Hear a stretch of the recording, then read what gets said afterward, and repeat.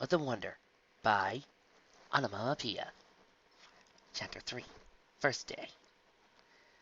Excited murmurs filled the classroom when the bell for the final class before the end of the day rang its warning, with nearly every seat filled as the students prepared for their last subject of the school day.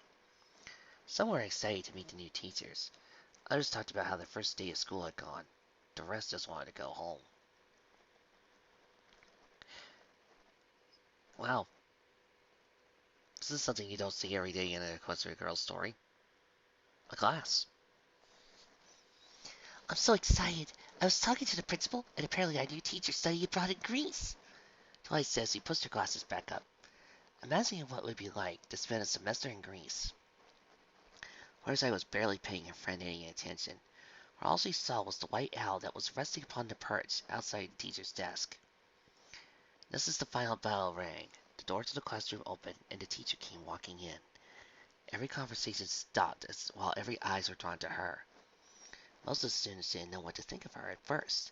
Those who were still capable of cognitive thought were amazed.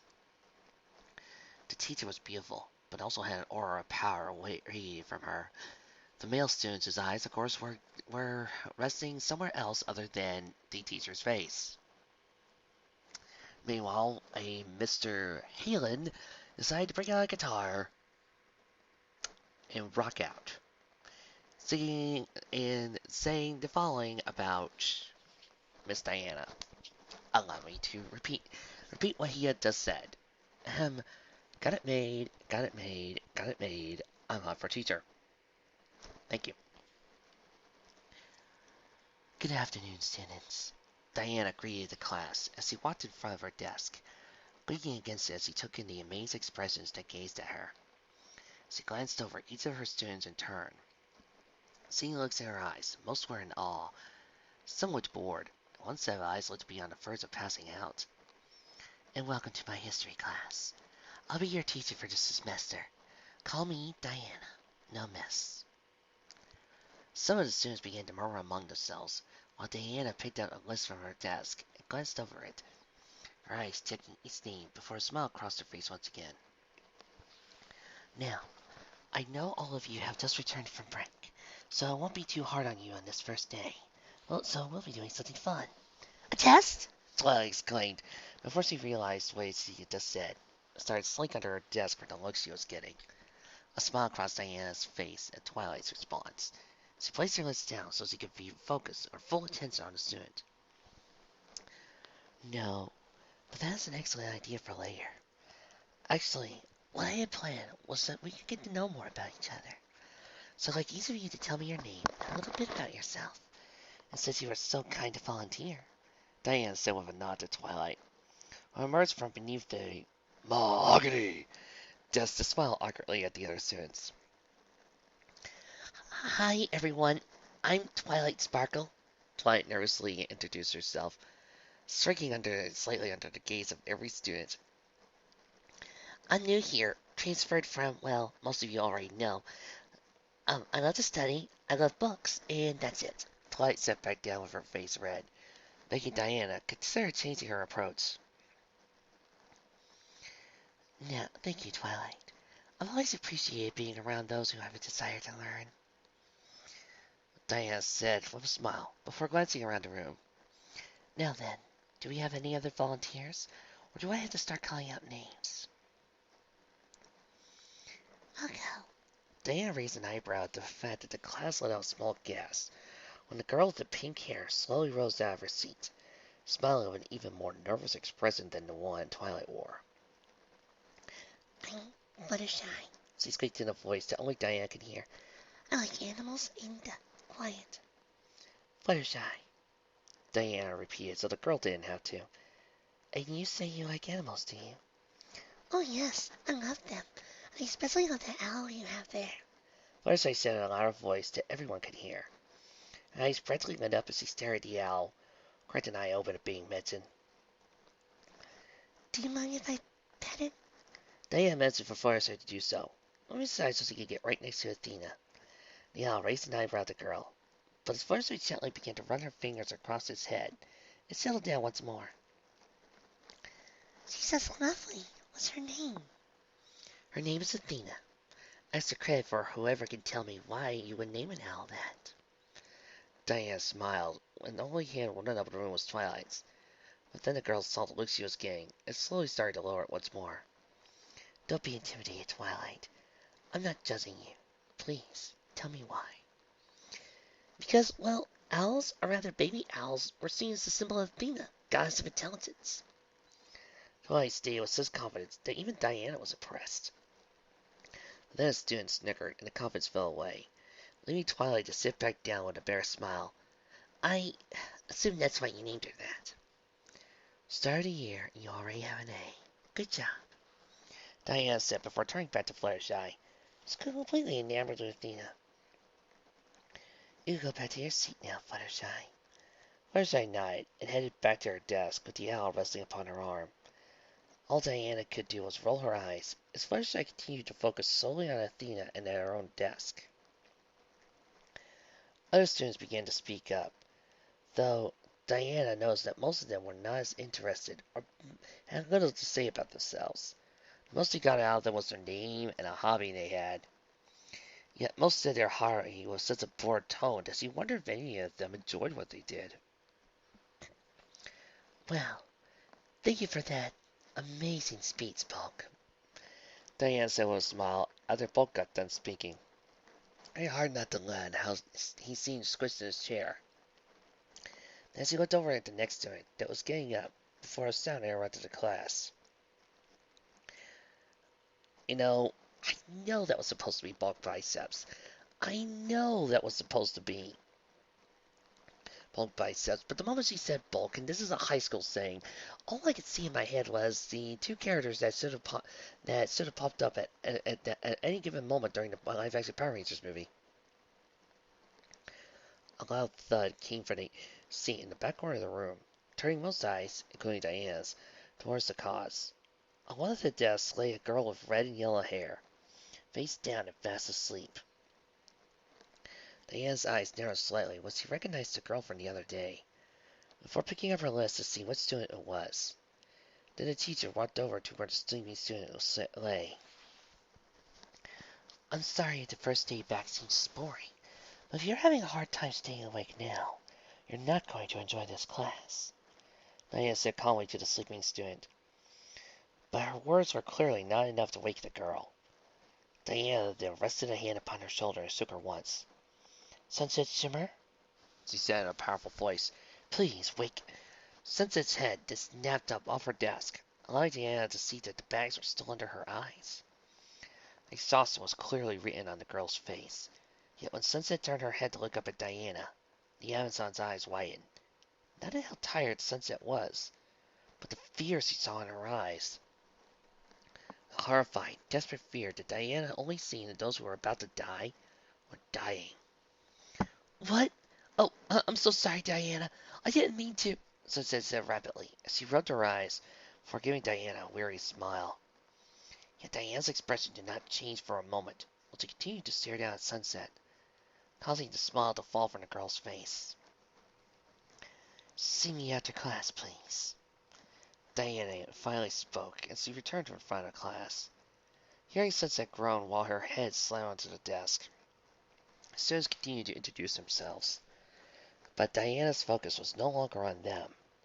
Her eyes stared out from behind her glasses at Sunset. She was doing everything in her power to stay awake. The look in her eyes. I have always seen that look from those who believe they are about to die, Diana thought, while a student began to ramble about all the things she enjoyed. That would imply she was having a nightmare. But by Hera, what a nightmare would cause such terror? And judging by the bags under her eyes, the nightmare has pestered her for longer than I've been here. Just at that moment, another interruption decided to grace the class. When the door to the room was kicked open, and a girl playing an air guitar entered the room, she whipped her head up and down while humming a beat to herself, eyes shut as she played while also moving to the seat. Diana didn't need to look at the student chart to know who this was. I don't even need to look at the next line to figure out who this one is. The rainbow hair and the warning Celestia had given her earlier in the day were enough. Rainbow Dash, how nice of you to finally join us, Diana said in a calm voice. Yet every student shuddered slightly at the power behind it. Sorry I'm late, Teach. Pickup game at the soccer field ran late. Diana Das explained as she kicked back in her chair, brought her feet on the desk. You know I couldn't just up and leave, especially when the game was so close. You understand, right? None of the students saw the lightning that flashed in Diana's eyes. But with complete self-mastery, she forced her face to remain neutral as she sat back against her desk. So this is the first day back. I'll be lenient this once, Diana informed Rainbow Dash, who replied with two thumbs as she began to play a solo. Then the mood in the room seemed to shift. Dash cracked her eyes to see Diana giving her a look that made Dash sit properly in her seat. But please, do your best to not let it happen again. Now then, who wishes to introduce themselves next? Yet, as Diana glanced around the room, she could see that her reaction to Dash's lateness silenced the rest of the students from speaking. Diana sighed before running her hands through her hair, then moving off her desk to the whiteboard behind her. Thank you for allowing me to get to know some of you better. Now, here are some things you should know about me in this class. Diana began as she wrote down information upon the board. The first is that I believe in fairness. If you are fair with me, I will be fair with you. Next is that my teaching style will most likely be very different from how you have been taught. I teach with a more hands-on approach as opposed to out of a book. In fact, don't bother bringing the textbooks to class unless I say so. The students all began to murmur with surprise at Diana's words, but they all went silent as the dead when she turned to face them once again. I also encourage conversation, sharing knowledge and information. You wish to discuss with one another what you are learning? Then I am fine with. But when I speak, you listen. Um, you know, this is, this is kind of how I imagine Diana teach. A little bit rougher than Isis. My congratulations to all of you who got that reference to a classic 1970s DC superhero show. We appreciate your business. Diana then turned back to the board and lifted her hand again to write before a sound caught her ears, which was quickly followed by another sound. Before she turned her head, Diana swung back with her free hand and obliterated the spitball that had been heading towards her. It was possible the class became even quieter than what had just happened before. Diana slowly turned her head towards the culprit, who sat as stiff as a corpse in his seat. Bone Claw. Diana began, slowly towards the larger boy sitting in the back. Looks like he was going to wet himself. When using a weapon that requires your own breath, such as a blow dart or spitball, try not to inhale so loudly, and can give your attack and location away. A small smile crossed Diana's face at the reaction the students had with her words. She placed her marker on a desk before looking at each and every student with a look that would have held the attention of the league. You are here to learn, and I am here to teach you. Yet I will not teach you its names and facts. I'll also teach you skills, and build you up the person you want to be. The tests and homework in this class won't be from a book. Each assignment will be tailored to each of you and your skills. That way you can give me your best. Ah, so this is going to become an adaptation of Assassination Classroom. I can dig it. Diana then removed her glasses and looked upon the students with eyes that beamed like the sun. You are not just a class for me to teach, or a job I have to do. You are all my students, and I promise I will not fail any of you. If you are willing to give me a chance. Now then, who's ready to learn? Diana waved to the students as they all poured out of her classroom. The sound of the bell drawing them from their seats into the exit of the room. Diana then let out a sigh as she began to gather all the papers on her desk, leaving a thin chance to land on Diana's shoulder.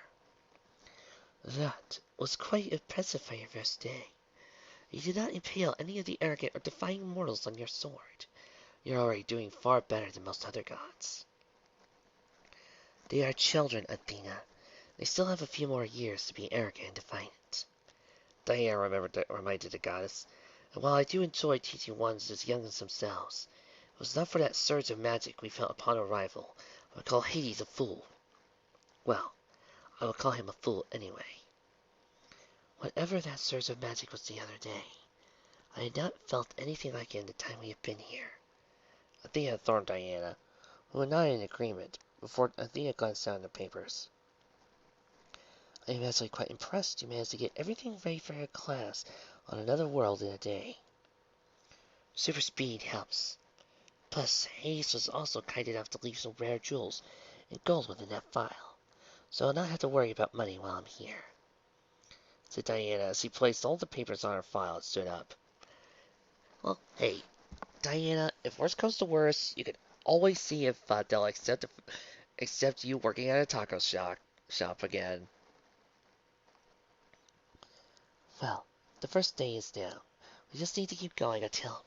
Diana ceased to speak, and turned around to see Sunset Shimmer standing before her desk. Her weary eyes filled with confusion as she gazed from her teacher to the bird. It might be the lack of sleep making me see things, but were you just having a conversation with your owl? What? Did you speak with animals? Diana asked with a smile. No, and I'm sorry for falling asleep in class today. Sunset apologized as she rubbed her eyes once more. I've just been so sleepy lately, and... Sunset, that lack of sleep is actually why I asked you to stay after class. I'm not mad at you for falling asleep, but I'd like to know the reason why you're having trouble sleeping. Diana asked the girl, noticing that Sunset tilted in front of her eyes instead of the answer. Diana then placed both hands on Sunset's shoulders, giving the girl her full attention. Sunset, if something is the matter, you can always tell me. I'll help you. For a brief moment, Diana thought that Sunset could tell her what the problem was, but then the problem clouded her eyes, and Sunset shook her head with a smile. It's nothing, just some bad dreams, that's all. Diana could feel the weight of her lasso within her coat, knowing that gaining the truth would be easy enough. No, if she does not wish to confide in me, shows I have not yet turned her trust. Diana nodded, as most for Sunset to go. I'll work on that with all of them. So, what now, Diana? Athena asked from Diana's shoulder as Diana locked the door behind her and headed down the hallway. Now, we look for an apartment. Seems I'm going to be staying here longer than I thought. Chapter 4. The Rules. Have a good rest of your day, and try to relax and get some rest, Diana said with a smile, while her students each passed by her, each of them groaning when they handed a piece of paper as they went by. Diana spared a glance at some of the students' papers, and shook her head with a small sigh. Come now, the questions were hardly that difficult. They were actually pretty easy, Diana, Twilight Sparkles agreed with an energetic smile as she handed her paper to Diana, who took a quick glance before handing it back to Twilight. Twilight's eyes shrunk when she shook her paper with fear in her eyes. 100% of Twilight. Impressive. Twilight's face lit up like a sun as a smile spread across her face. But then, a few of the students behind her muttered something about her being a kiss-up. The smile fell from Twilight's face, and her head lowered slightly. But all Diana did was motion for those 3 students to hand their test to her. Seems that the 3 of you should have studied harder. This isn't how you want to start the semester, Diana informed the 3, who had looks of rage only for a moment, before they caught their teacher's eyes and gazed down on the floor. She gazed at each of their tests with the rest of the papers, pulling all together and straightening them out. Well, that week went by quickly. This teaching thing isn't as hard as I thought it would be. That is because I have been here to correct you on some of your decisions that would have been foolish for a teacher to make, Athena reminded Diana from her perch, getting the Amazon to smile at the owl.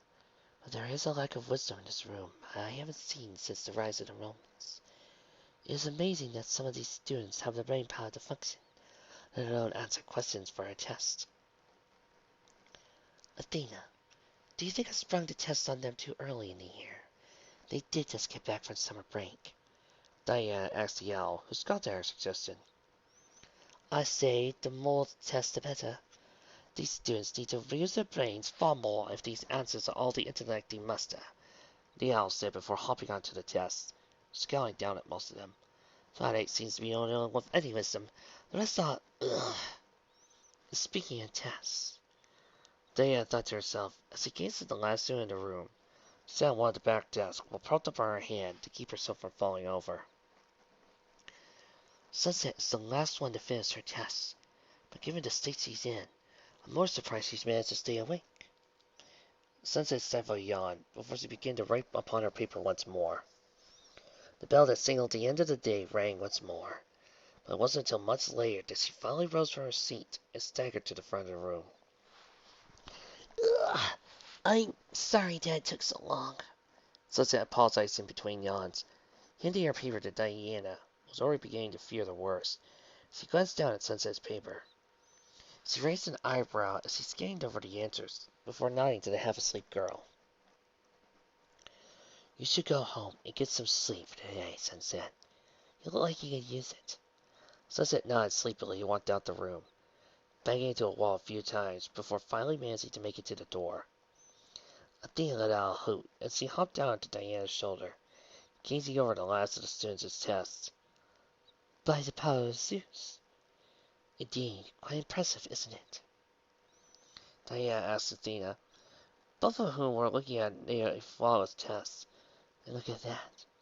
The only question she got wrong was the one she corrected me on.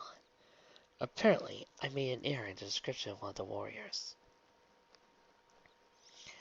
How does the daughter of an Amazon queen that serves the gods manage to make an error on a test?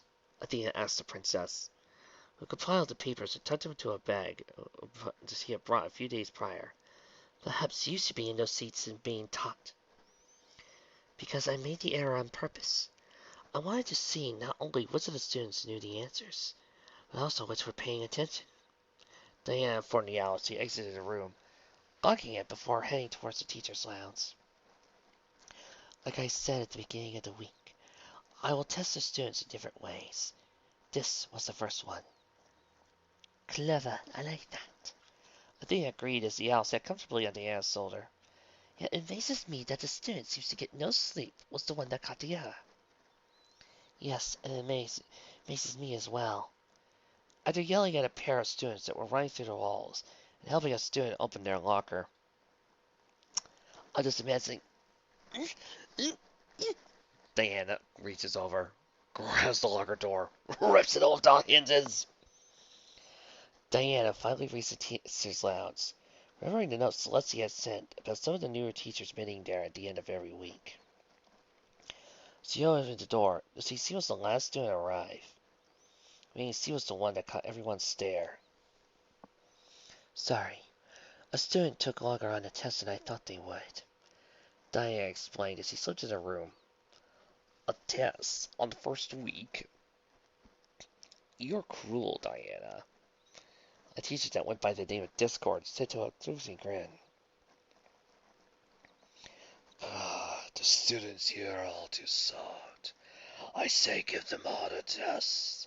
That will make them learn. A teacher with black hair named Summer snarled across its arms. Yes, thank you for the suggestion, Sombra. It's the same suggestion you make every year. Luna muttered from under her breath in front of the room, sitting next to her sister. Celestia rose from her seat and cleared her throat, causing the chattering amongst the teachers that were there to stop. Thank you all for coming. Most of you here are new, since Sombra needs to be constantly reminded. There are a few school-specific rules and policies I figure you should know about. Celestia says he pulled out a small list. First, we do not allow pets or animals of any kind in the school, unless it is a class pet. We noticed a few more mice running around, and I'm not happy about it. Diana, keep an eye on Fluttershy. She seems to be a magnet for the little critters. Athena is considered a class pet, by the way. If you just let me set up traps. No, Sombra, I'm not letting you set up traps of any kind. Luna cut the man off, getting a snarl out of him as he came across his arms. The second rule here is that students tend to sing when they get in the mood. Celestia continued, making Diana raise an eyebrow in amusement as the other teachers chuckled at the news. So if a student or even the whole class breaks out into song, just go with it. I've learned it's better not to question it. Diana was just as baffled as the other new teachers, while Sombra simply muttered in his breath about what he would do in his charge. The final rule is, Sometimes strange things happen in the school. Strange things that may attribute to magic. Both Diana's and Athena's ears perked up, and when they focused far more intensely than they had before. Now, while we haven't confirmed what the real cause of these occurrences are, you don't need to worry about any of them. They are all under control. She's lying, Diana whispered to Athena, not her agreement. I don't need to ask her to know that. But if that's the case, does that mean magic is out of control at the school? Athena didn't get the answer, as Celestia chose that moment to dismiss the teachers. All fled out the door. Well, that went better than last semester, Celestia whispered to Luna, never knowing that Diana was listening in on them. But we need to do something about the magic, and soon. Has Celestia said anything to you about it? No, all the states he's been in, are amazed he's still making it to school, Luna whispered back. I've talked to her friends, and they're as concerned as we are. But since they had said nothing to them about it, I'll ask again later. Diana heard all she needed to, and by the time the sisters finished talking, they were the only ones left in the room. The moon was almost halfway across its journey through the sky. Diana opened the door to her apartment room, the only one that she found she could tolerate. The size of the room was plain and basic, with plain white walls and a few items of furniture that took up any space at all. Diana paid no mind as she still let her lasso out from her jacket, closing it around her once, returning to her outfit from its true form, while she slammed to the door and walked to the table. Personally, I prefer her to just spin around for a bit. Dun, dun, dun, dun. All the world is waiting for you. She dumped the groceries she had brought across the table, not caring the least about how much she paid for them. He even set me up a bank account. Well, the first week here has passed, and we have learned all so far is that there's a magic problem in the school. The students don't seem to study as they should. Diana recruited as Athena landed on the plain table with a hoot. Diana sat down in a chill chair in the room and pulled the papers out from her bag. Sighing, she glanced over them. Deciding to get out of the way, she grabbed a pen and began to grade the papers on an incredible pace with super speed. Within a matter of moments, she had graded not only the papers for her last class, but every other class she had given them to. Seems you only have a lot of work to do. Only a few students managed to pass with an acceptable grade. Athena said with a shake of her head. You constantly wonder why your Justice League has to save the world. Well, it's because the people of the world seem to be idiots. Thank you for reminding me. Would you mind going to visit Batman or one of the Leaguers and telling them that I'm on the way on a mission? I seem to have forgotten my desire to remove Hades' head from his neck. Diana asked Athena, who nodded her head before she set Moses' list on the table. Diana figured that meant she had returned to her true godly form back on her Earth, and would be back for a while. She rose and walked over to the window, moving back the curtain to glance into the world beyond. Well, there are not any wars here currently. That says something for it. Diana nodded with interest before smiling, as she gazed around her humble abode. How long has it been since I lived like a regular mortal? A regular member of society? Either time I've been dealing with League threats, battling the pantheon of gods, or been off-world. Haven't had much time to live like a regular person. Then, Diana's attention was drawn away from her thoughts, back to the window. Her eyes narrowed when something felt off in the distance. Something that made her open the window before hurling herself through it. The moment Diana took to the sky, soaring through the night sky like a missile headed for her target. They came to a dead stop above a long row of houses. Stretching left to right would have drawn her out of her home. That moment of ride was the rawness feeling that faded away. In a few moments she didn't feel anything at all. Diana's eyes narrowed as she gazed down the row of houses before her, knowing that what had ever brought her here had been coming from within. No clear idea where the source of distress had come from. She found she had no choice but to turn around and fly to her apartment once again. Yet as she flew over the school, she found she couldn't stop above it. Gazing down and remembering what Celestia had said about magic being out of control. I should take a look around, she decided, while flying down towards the statue in the front, keeping an eye out for where the security cameras were, only to find that there were hardly any. and see if I can find where some of this magic may be hiding. Upon noticing that none of the cameras are aimed at the statue, Diana landed next to the massive marble statue of a stallion. She pressed her hand up against the statue as she felt something course through her skin, a magic that she never had felt before. But despite pressing harder, the magic didn't reveal herself to her, fearing that any harder would shatter the statue. After leaving the statue taken to the sky, she found herself being pulled back to the school where she found a dirt bike course? She asked with confusion when she landed amongst the tracks. Yet her attention was swiftly drawn away from the course, instead to the air around it. Diana's eyes narrowed as she felt the same strange magic she felt by the statue once more. While she was looking around, a small tear in the air next to her appeared.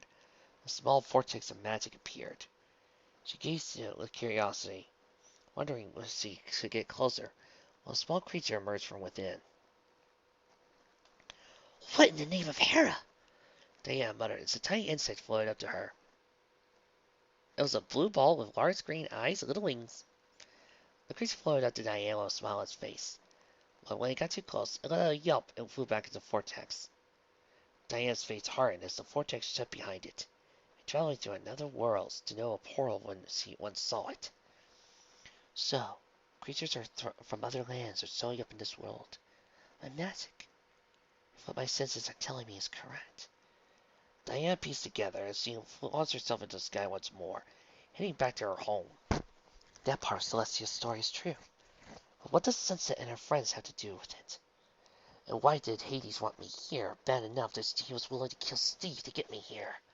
All I could do was play along and hope that the answers reveal themselves soon.